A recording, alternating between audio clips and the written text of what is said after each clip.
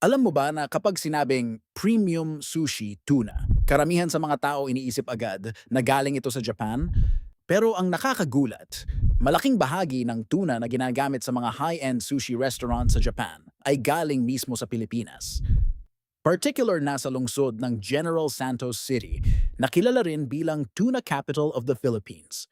Dito matatagpuan ang sikat na Makar Wharf, isang pangunahing pantalan kung saan dinadala at pinoproseso ang libu-libong tonelada ng tuna mula sa karagatan. Yung mga tuna na nahuhuli rito, lalo na ang yellowfin tuna, ay kilala sa buong mundo dahil sa kanilang sariwa, malinis, at mataas na kalidad na laman. Dahil dito, maraming international buyers, lalo na mula sa Japan, ang direktang kumukuha ng tuna mula sa Gensan. Sa katunayan, may mga pagkakataon na ang tuna na hinuhuli sa Pilipinas ay mabilis na pinapalamig, ini-export sa Japan, at makalipas lamang ang ilang araw.